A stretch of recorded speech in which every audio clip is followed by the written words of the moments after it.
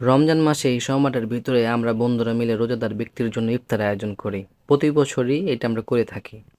কিন্তু প্রত্যেকটা পণ্যর দামই জানি ঈদ আইলে জানি 3 ডাবল হয়ে যায়। নুন থেকে সব জিনিসের দামই 2 ডাবল। জানি না এটা রমজান মাস আসলে কি জন্য ব্যবসাদার মানুষ প্রত্যেকটা পণ্যর দাম আকাশ-ছোঁয়া করে দেয়। আমরা প্রতি বছর 100 জনের জন্য বিরিয়ানি আয়োজন করি। আমরা যে যার জায়গা থেকে সম্পূর্ণই ভেজ দেওয়ার চেষ্টা করি, কারণ একটা কিছু খাওয়ালে মানুষকে ভালোটা খাওয়ানোর আমরা চেষ্টা করি। ভাবলাম মুরগিদের না দিয়ে গরুর গোস্ত দিয়ে দেই, কারণ যেহেতু আমরা প্রতি বছর গরুর গোস্ত দেই, এই জিনিসটা আয়োজন করি।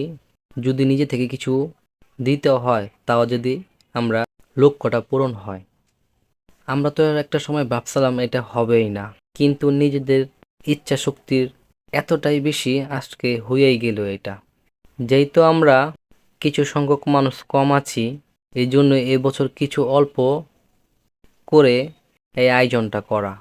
দেখতে দেখতে বিরিয়ানি পাকানি শেষ। সময়ের অভাবে আমরা বিরিয়ানি 3টা বাজে চুলায় ডেক বসাই। যাই হোক, এখন বিরিয়ানি যার যার উদ্দেশ্যে চলে যাবে। যারা মসজিদের সামনে বসে থাকে এবং রাস্তাঘাটে বসে থাকে, যারা একটু এতিম, যারা একটু মধ্যবিত্ত ফ্যামিলির, তাদেরই জন্য এই আয়োজন। আমরা যতটুকু চেষ্টা করি মানুষকে পৌঁছা দিতে, বাকিটা উপরওয়ালাই ভালো জানে।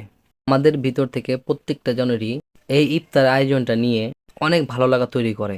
অন্য কোনো ভিডিওতে দেখা হবে। আল্লাহ হাফেজ।